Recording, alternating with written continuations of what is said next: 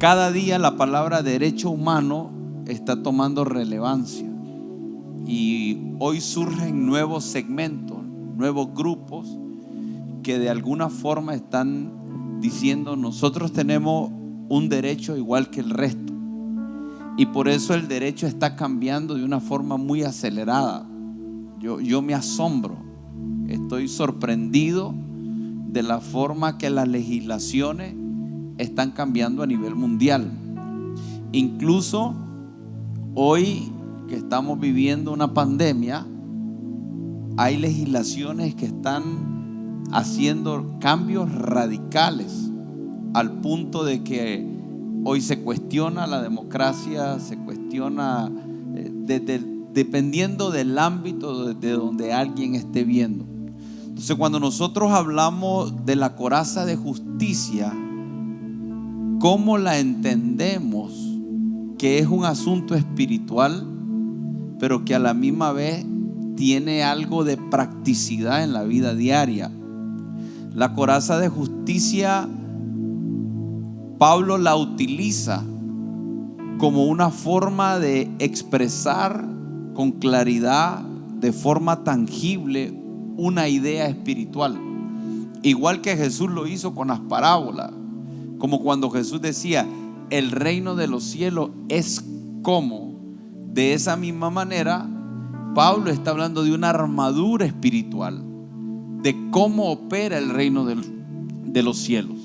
Entonces, para mí es muy importante que podamos botar cualquier mito, cualquier concepto, cualquier idea equivocada que hemos desarrollado a través de los años como iglesia, donde hemos creído que es un asunto de declaración y de tomar casi como profético: me pongo la armadura, pero lo desvinculamos con un estilo de vida, y eso a mí me preocupa mucho. Me preocupa mucho porque Pablo lo que está diciendo es: no debe ningún soldado ir a la guerra sin estar apropiadamente protegido. Y si nosotros como iglesia, como individuos, no entendemos con claridad a qué era lo que se estaba refiriendo Pablo, entonces vamos a cometer el error que hemos visto cometer y que nosotros mismos hemos cometido en algún momento de oración. Hemos tomado la armadura de Dios como algo para orar y no para vivir. Entonces oramos y nos la podemos saber de memoria y decir: me pongo el cinturón de la verdad, me pongo la coraza de justicia, pero no tener todo el entendimiento. Entonces, esa palabra justicia era muy relevante en el momento que Pablo la está hablando, era muy relevante en el momento que Jesús habitó en la tierra, porque tenían un imperio romano que hasta el día de hoy es fuente del derecho, y es una fuente del derecho importante que los tratadistas y todos los estudiosos del derecho todavía van a esa fuente para tratar de ver las necesidades jurídicas del hoy. Lo que hoy necesitamos como justicia no surge de la nada, sino que viene a través de un proceso de años donde todavía hay una consulta que se hace tratando de mantener la legalidad. Y con esto lo que quiero decir es que, teniendo la oportunidad de tener abogados aquí, me gustaría preguntarle al doctor León que defina lo que es justicia humana, lo que es derecho humano, para que después nosotros podamos establecer a qué justicia se estaba refiriendo Pablo. Porque si nosotros no podemos separar la justicia divina de la justicia humana, nosotros lo que vamos a tener es un caos en nuestra cabeza y jamás vamos a poder vivir de acuerdo a lo que es el diseño de Dios para nuestra vida.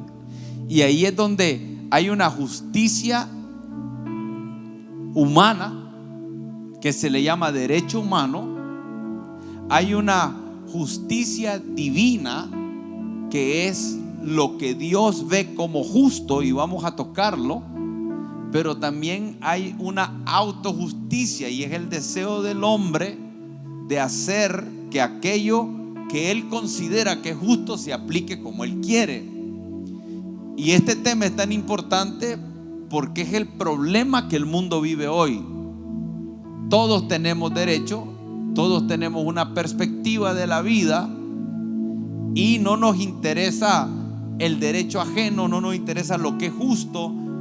La moral se volvió subjetiva, y parte del derecho, parte de la justicia está íntimamente relacionada con la moral. La justicia humana la podemos ver desde varios puntos de vista, desde varias connotaciones. Sin embargo, hay dos que son las más importantes: la filosófica, en la base de la moral, la ética, y que nos dice que es la virtud de darle a cada quien lo que le corresponde.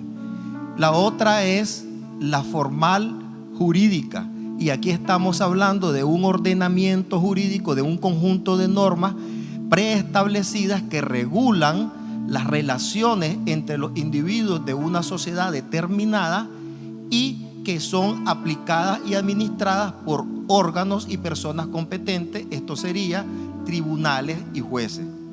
Eso sería la justicia humana. Derecho humano, estaríamos hablando de los derechos inherentes a la condición de ser humano. Por el simple hecho de ser un ser humano, hay algunos derechos o muchos derechos que se reconocen y se establecen en la legislación particular de un país y en la legislación internacional. En su opinión profesional, ¿hoy estamos más cerca de encontrar esa justicia o cada día nos alejamos? Lamentablemente nos estamos alejando más de conseguir la justicia que todos anhelamos. Puedo poner dos ejemplos. Desde el ámbito filosófico hablábamos de la virtud de darle a cada quien lo que le corresponde, pero esto lo define la moral de cada una de las personas o la moral de una conglomerado, de una cultura. Por lo tanto, la moral personal, la mía, es distinta a la de usted. De igual manera, lo que concibe la cultura nicaragüense como de moral no necesariamente es lo que concibe la cultura árabe como moral. De ahí es que no llegamos a un acuerdo generalizado. Ahora, desde el punto de vista formal y estrictamente positivista, es decir, de la norma aplicada en un país específico, todavía es más distante. Es interesante darnos cuenta que el derecho humano por excelencia, ¿cuál es? La vida. Sin embargo, el derecho positivo dice que está penalizado recopilar, recoger, comerse los huevos de tortuga, de una especie determinada de tortuga, en un periodo de tiempo. Hay veda. El que lo hace, el que trafica, el que ve, tiene sanciones, es penalizado. Eso dice la norma. Sin embargo, el mismo derecho positivo en algunos países dice que es posible el aborto. Pero ¿qué es un huevo de tortuga, hermanos, amigos? Un embrión. Y es prohibido comerlo. Es prohibido traficarlo. Y ahí pero no es prohibido el embrión que está gestando. Y ahí es donde está el principal problema, porque hoy la moral es subjetiva. Y cuando la moral es subjetiva, cada uno tiene su propia justicia. Cada persona tiene su propia verdad. Y por eso para mí es impresionante que también hay un orden que Pablo está poniendo en esta armadura. Y lo primero que él dice, si el cinturón está aquí abajo y la coraza está aquí arriba y el yelmo, ¿por qué lo pone en un orden diferente? Pero sí es muy importante que Pablo está introduciendo todo con la verdad, porque no podemos hablar de justicia desde una mentira. Entonces la verdad juega un papel primordial. Es el fundamento de donde debemos de edificar todo.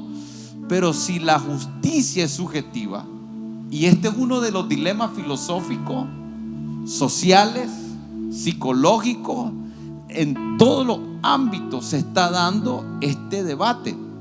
Y el hombre lo que está diciendo es: no necesitamos a Dios para ser seres morales.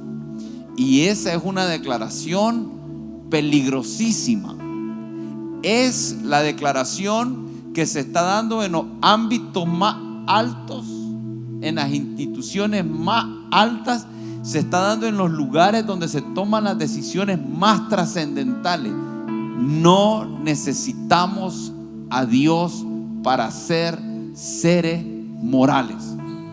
Y de ahí partimos entonces en qué estilo de gobierno vamos a tener si no tenemos una ley moral que nos regule a todos.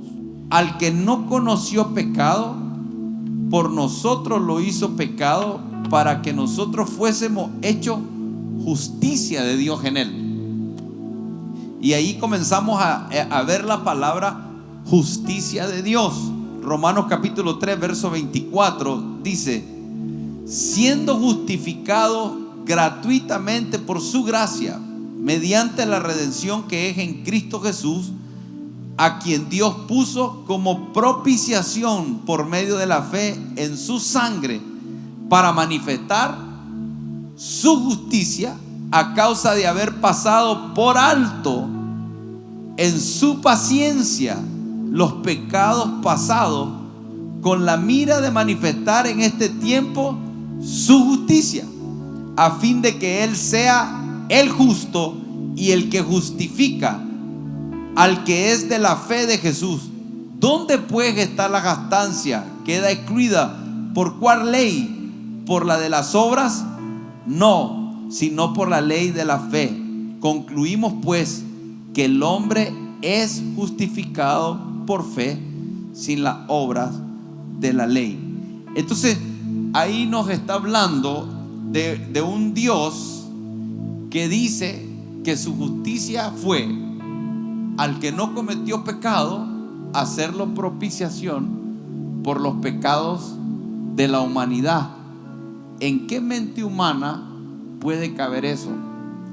¿Por qué los griegos rechazaban ese concepto de Dios y ese concepto de justicia?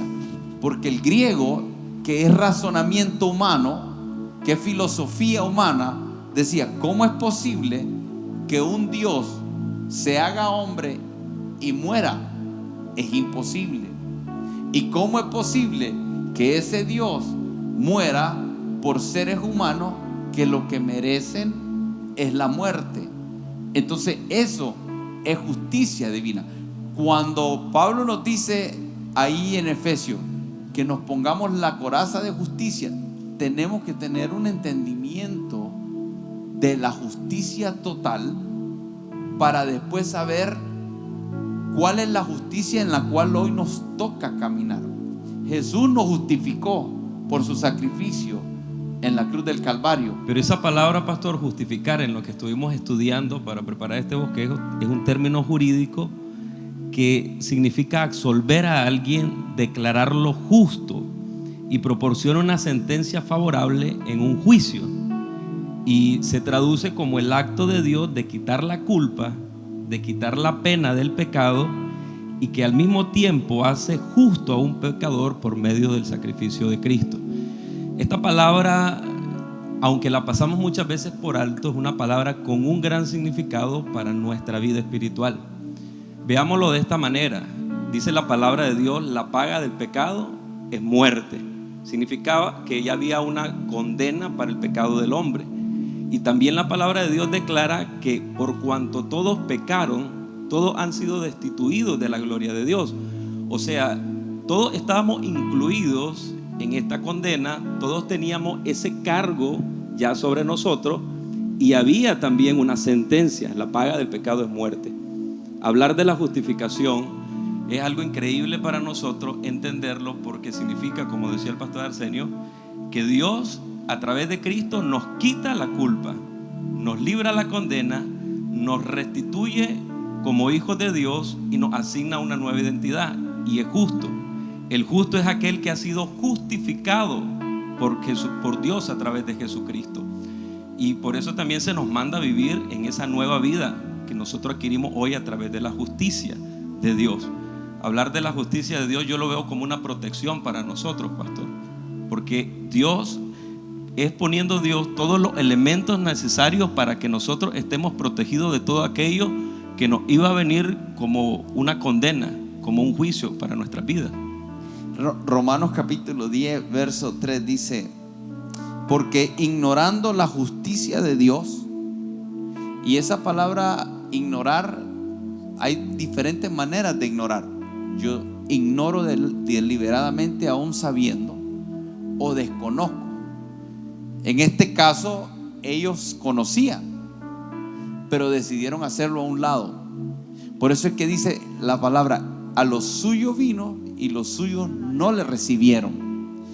Y simplemente desconocieron, porque Jesús dijo: el Padre da testimonio de mí, la palabra da testimonio de mí, los hechos dan testimonio de mí. Pero aún con todos esos testimonios, simplemente decidieron ignorarlo y se aferraron a la ley. Porque lo que estamos hablando aquí también es un cambio de la ley a la gracia. O sea, los fariseos estaban acostumbrados a la ley. Habían 600 y pico de leyes que para que alguien fuera justo tenía que cumplirlas todas. Si fallaba en una, era culpable.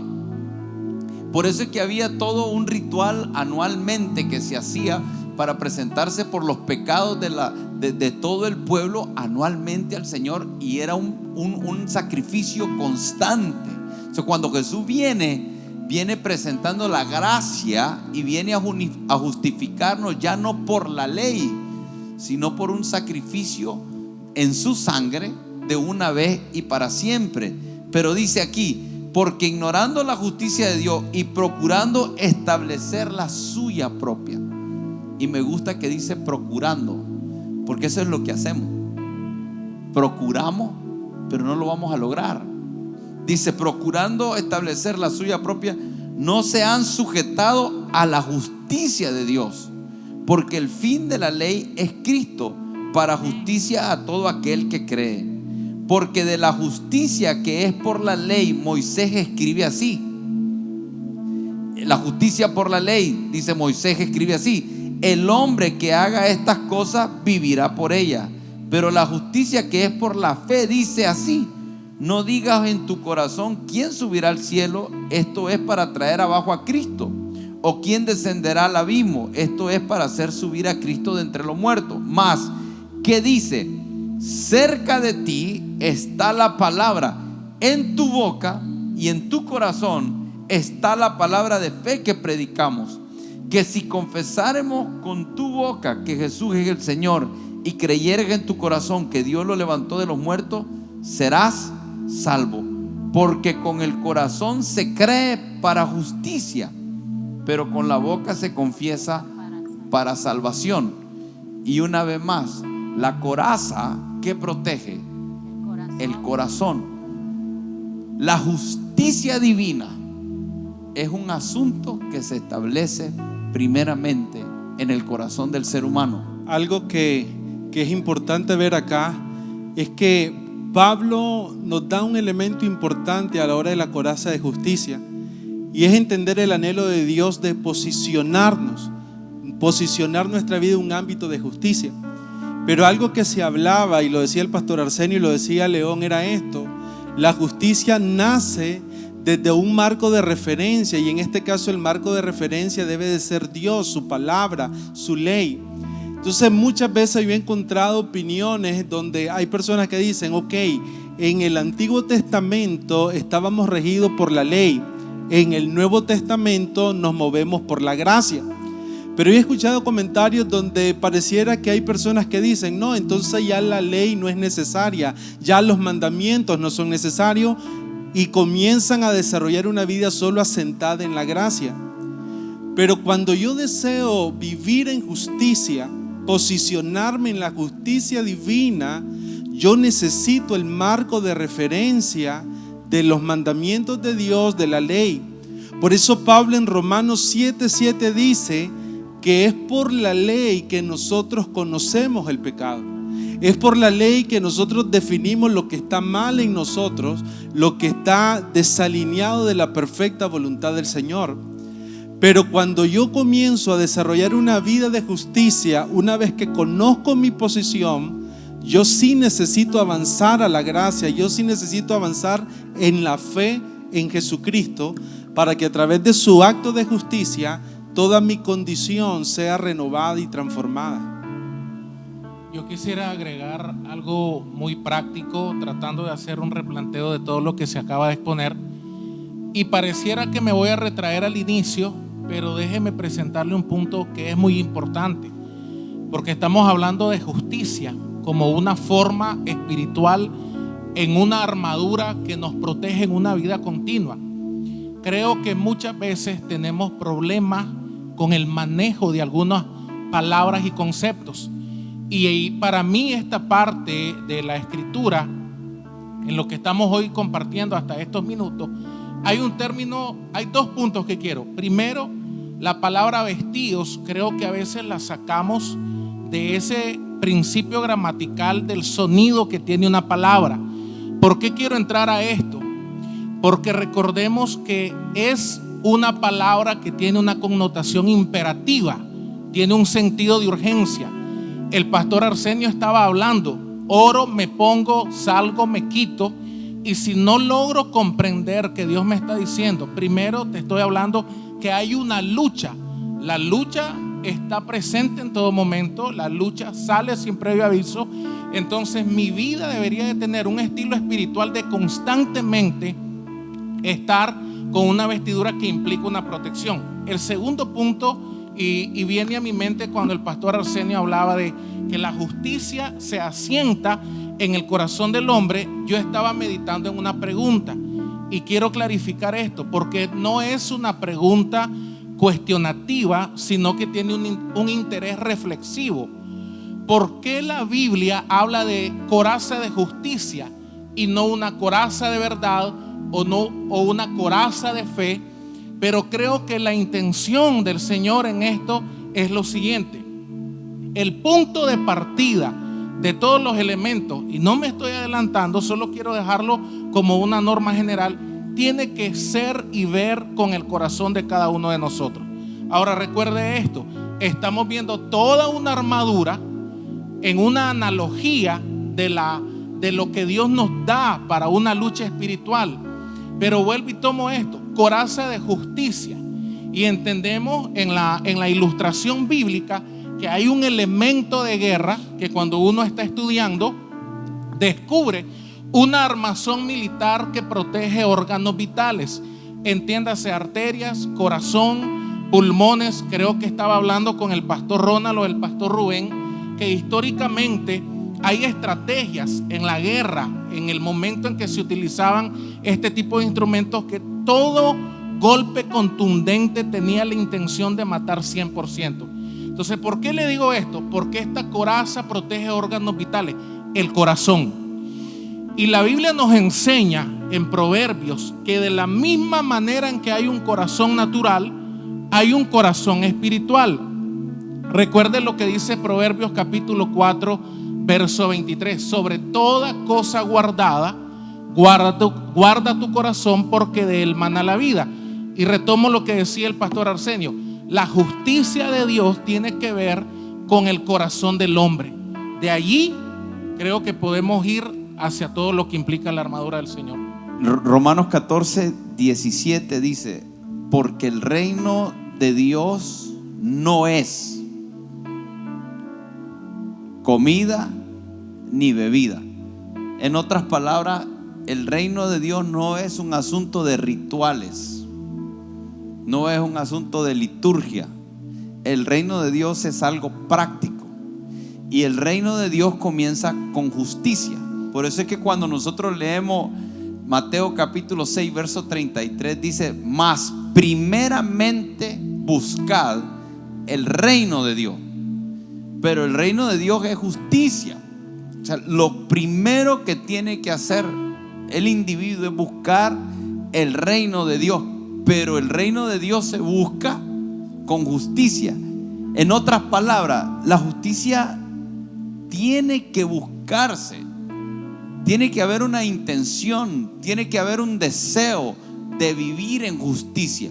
Por eso, colocarse la coraza de justicia no es otra cosa más que levantarnos cada día por la mañana y en todo momento buscar la justicia divina en todo lo que hacemos, en cada conversación, en cada debate, en cada discusión, en cada desacuerdo, en cada momento en que alguien emite una opinión, cada cosa que vemos, cada cosa que oímos. Vemos en la televisión y juzgamos, oímos comentarios y juzgamos. ¿Qué es justo delante de Dios?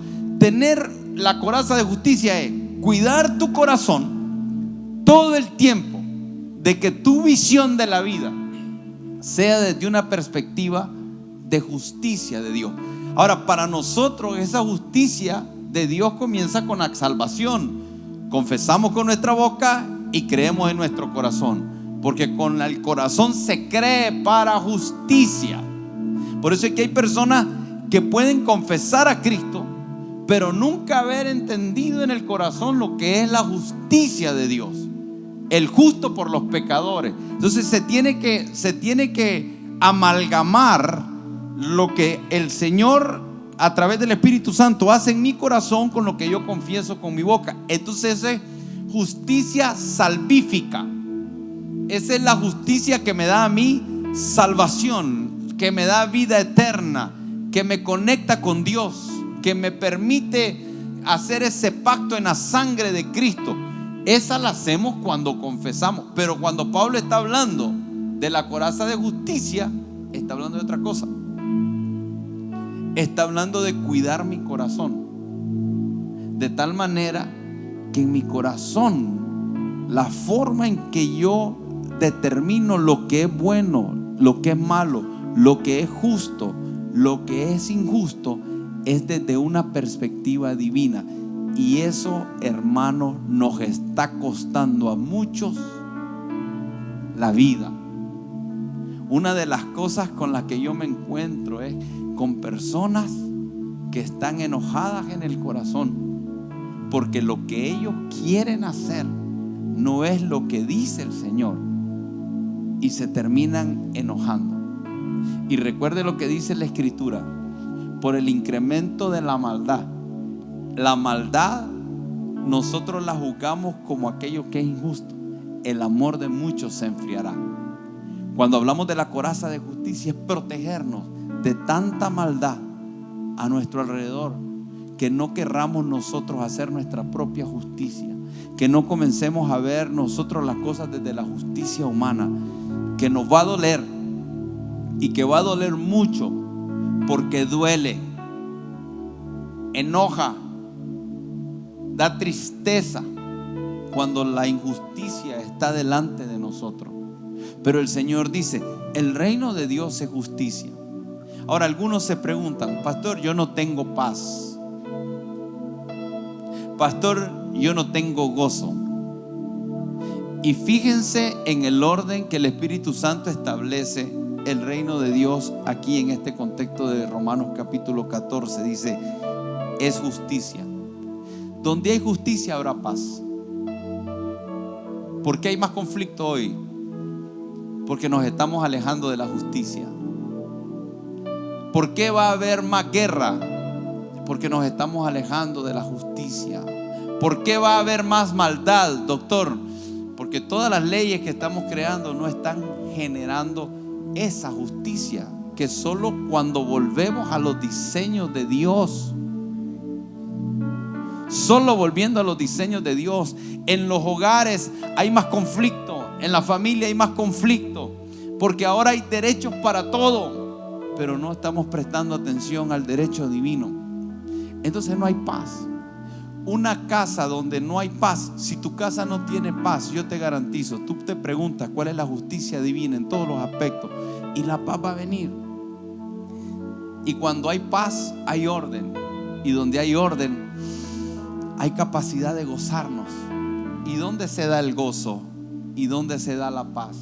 No es un asunto de que el Señor establece en nuestros corazones. ¿Acaso no dice la Escritura: piensen en todo lo bueno, en todo lo puro, en todo lo santo, en todo lo de buen nombre, y el Señor los guardará en completa paz? El gozo del Señor es nuestra fortaleza. ¿Y dónde experimentamos? ¿Qué representa el corazón? El corazón representa el lugar donde están las emociones, pero también el corazón representa el lugar donde está la fe, porque con el corazón se cree.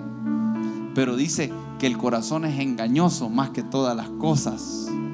Entonces, cuando nosotros no sabemos proteger el corazón con la justicia divina, llamando bueno a lo que Dios llama bueno, llamando malo a lo que Dios llama malo, llamando justo a lo que...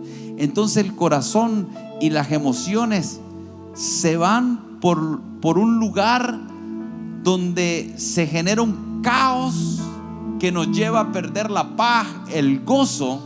Y hay un término que utiliza aquí en Mateo capítulo 6 verso 1, dice: guardaos de hacer vuestra justicia delante de los hombres. ¿Saben lo que está diciendo? Hay un peligro muy grave, y es que nosotros querramos hacer nuestra propia justicia. En el verso anterior, en el capítulo anterior, el verso 17, Jesús habla y dice: no penséis que he venido para abrogar la ley o los profetas, sino que por el contrario he venido para hacerla cumplir. Por ejemplo, dice el verso 21: oíste que fue dicho a los antiguos: no matarás, y cualquiera que matare será culpable de juicio. Ahora recuerden, ojo por ojo, diente por diente. Pero dice: no matarás, porque cualquiera que matare será culpable. Pero yo os digo, gracias. Ahora les dice también Jesús: vuestra justicia debe ser mayor que la de los fariseos. Y aquí es donde le está hablando a los fariseos. Le dice: pero yo os digo que cualquiera que se enoje contra su hermano será culpable de juicio. Y agarra y pone el matar y lo lleva a un nivel de justicia mayor, donde ahora nos dice que tengamos cuidado de no enojarnos. Porque dice: cualquiera que diga necio a su hermano será culpable ante el concilio, y cualquiera que le diga fatuo quedará expuesto al infierno de fuego.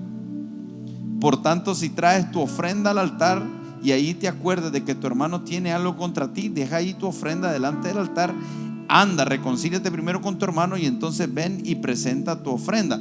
Yo me imagino a los fariseos que llegaban a presentar su ofrenda, no habían matado a nadie, pero estaban enojados con el hermano, y entonces presentaban la ofrenda porque era parte de la ley, era y cumplirla. Y entonces Jesús les dice: no, ahora no va a ser así. Ahora ustedes no es suficiente que traigan su ofrenda, porque la mayor ofrenda es el corazón, y el corazón tiene que estar en orden, tiene que estar en justicia. Y el estar enojado con tu hermano delante de Dios es injusto. Es que aquí Jesús da dos principios bien interesantes. Primero, Jesús marca la parte externa de la ley, que estaba centrada en el cumplimiento de las cosas que ordenaba el Señor a través de su palabra. Pero hablábamos y decíamos esto, pero ahora Jesús marca no solo lo que la ley pedía, sino que marca el espíritu de la ley. Y el espíritu de la ley ahí tenía que ver en esos versículos con la verdadera intención de por qué el Señor habla acerca no solo de la acción externa, sino lo lleva a la condición del corazón.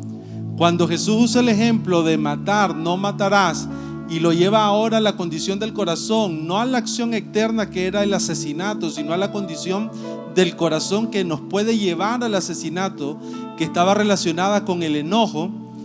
Jesús nos comienza a dar un nuevo diseño, o mejor dicho, comienza a plantear un diseño con un mayor estándar. que habla acerca de cuál debe ser nuestra posición de justicia. Nuestra posición de justicia comienza con las verdaderas motivaciones que nosotros albergamos en nuestro corazón. Nadie puede cumplir al final la ley si las motivaciones de su corazón, si lo que alberga en su corazón, si lo que ha alojado ahí como convicciones, como principios, como conceptos, como los elementos que van a regir su vida, están alineados a Dios. Cuando nosotros hablamos en esta palabra que debemos resistir, hay una posición que Dios nos está hablando, que Dios nos está direccionando, que Él quiere que mantengamos, y es el estar firmes. Entonces hay una realidad que está aconteciendo que el Señor quiere que nosotros nos demos cuenta, y es que Él desea que nosotros, aunque pasemos el día malo, permanezcamos firmes, y nos está diciendo el cómo lo vamos a lograr. Entonces yo quisiera hacerle la pregunta a algunos de ustedes: ¿cuántos días han sido buenos para ustedes? ¿Y cuántos días han sido malos para ustedes? ¿Cómo están siendo sus días? ¿Y cómo nosotros lo estamos enfrentando? ¿Cómo nosotros estamos terminando ese día malo? ¿Estamos terminando en una posición de derrota? ¿Estamos terminando acabados? ¿O estamos terminando firmes? ¿Cómo nosotros realmente enfrentamos los días malos? Hagamos conciencia de que si nosotros lo estamos lo estamos haciendo de la manera que Dios quiere. Y a mí me gustaba este versículo que dice: vestíos. ¿Qué es lo que normalmente nosotros hacemos diario? Vestirnos. Hay un hábito que Dios quiere que pongamos en práctica, y es vestirnos cuidando nuestro corazón. ¿Cuántos de nosotros hoy nos levantamos y cuidamos nuestro corazón? ¿Cuánto hoy podemos decir que terminamos el día y hemos guardado nuestro corazón? ¿Cuántos de nosotros permitimos que las acechanzas del diablo vinieran, los ataques vinieran y dañaran nuestro corazón? Porque hay una batalla espiritual a la que nos estamos enfrentando, y nos está diciendo la manera correcta de hacerlo: guardando nuestro corazón, dejando que el Señor nos cubra de cualquier dardo del enemigo. ¿Cuáles son aquellas cosas que nos hacen daño? ¿Cuáles son aquellas cosas que nos hacen caer y perder la batalla? Ahora, fíjese bien, Pablo estaba en un momento que pareciese que la injusticia venía sobre él, y Pablo estaba diciendo: soy esclavo del Señor, soy siervo del Señor, estoy sujeto a esta cadena por una causa, y la cual la miro justa, porque él estaba dentro de la justicia del Señor. Y entonces no había egoísmo en él, y no había falta de perdón, no había rencor. ¿Qué cosas en nuestra vida dañan y nos hieren? ¿Qué dardos del enemigo hoy ha enfrentado usted que causó enojo, que causó falta de perdón, que causó egoísmo, que usted dijo que esto era injusto? ¿Qué cosas en nosotros hoy están causando en nosotros un daño? La coraza de justicia es el estado del hombre en la búsqueda de lo que Dios llama bueno, para traerlo a su corazón y desde ahí actuar. Cuando el diablo te ve hacer eso, no tiene poder sobre tu vida. No habrá quien pueda venir y destruirte y matarte en el día malo. Terminará victorioso en el día malo. Pero te voy a decir algo: vivir en justicia es lo más espantoso, más cuando tú tienes el poder para volarle la cabeza a alguien. Porque una cosa es vivir injusticia en un estado de indefensión y de debilidad, pero vivir una injusticia cuando tú tienes el poder de destruirlo, es ahí donde se demuestra aquellos que tienen un espíritu de poder, de amor y dominio propio. Hay algo que necesitamos valorar a la hora de vivir injusticia y está relacionado con entender recompensa. Porque Jesús en Mateo capítulo 6, versículo 1 dice: guardaos de hacer vuestra justicia delante de los hombres para ser vistos de ellos. De otra manera no tendréis recompensa de vuestro Padre que está en los cielos. Entonces muchas veces cuando nosotros aplicamos nuestra propia justicia, Jesús estaba haciendo referencia en este pasaje de la forma de llevar la justicia de los fariseos y de los escribas. Cuando nosotros aplicamos nuestra propia justicia es porque muchas veces tenemos la intención o visionamos la recompensa desde un ámbito terrenal, desde el ámbito de las personas. Pero una vida de justicia atrae la recompensa que viene de los cielos.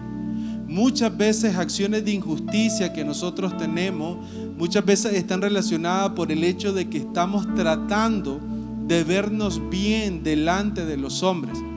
Pero cuando nosotros tomamos como prioridad el vernos bien delante del Señor, desde esa posición el Señor nos va a enviar la recompensa. Y quisiera también decir una cosa más que está en Isaías 32:17, porque habla de la recompensa de la justicia. Dice esto: y el efecto de la justicia será paz, y la labor de la justicia reposo y seguridad para siempre. Yo creo, y lo que dice la Escritura acá es esto: una vida en la justicia divina, en los ámbitos divinos de justicia, nos va a mantener seguros siempre. Aunque allá afuera hay injusticia, haya mucha conmoción, mucha inestabilidad, cuando nosotros aplicamos la justicia, dice: la labor de la justicia traerá reposo y nos dará seguridad siempre. Si miramos esto desde la casa, desde el hogar, cuánta paz, cuánta tranquilidad, cuánto reposo, cuánta seguridad en un mundo de caos pudiéramos tener cuando aplicamos la justicia que viene del Señor. Y después de haber resuelto nuestros asuntos del corazón, la intención de Dios es que nosotros aprendamos a practicar la justicia. Primera de Juan capítulo 3 versículo 7 dice: hijitos, nadie os engañe, el que hace justicia es justo. Y aquí no está diciendo que por obras de justicia yo soy justificado, porque regresaríamos a explicar de nuevo la justificación por Cristo. Pero es que cuando ya hemos sido justificados por Dios, Dios espera de nosotros que nos mantengamos en esa justicia. Pero como explicábamos antes, depende de una intención del corazón, que nuestro corazón esté en el lugar correcto. Y después en el versículo 10 dice esto: en esto se manifiestan los hijos de Dios y los hijos del diablo. Todo aquel que no hace justicia y que no ama a su hermano no es de Dios, porque este es el mensaje que habéis oído desde el principio, que nos amemos unos a otros. En todo está involucrado el corazón, y si nosotros no tenemos el amor de Dios dentro de nosotros, no vamos a poder vivir en justicia, no vamos a poder practicar la justicia, no vamos a poder tratar con equidad a nuestros hermanos, que eso es algo también que estaba implícito en este mensaje. ¿Cuál es el punto de esto? Resolvamos los asuntos que tengamos no resueltos en el corazón.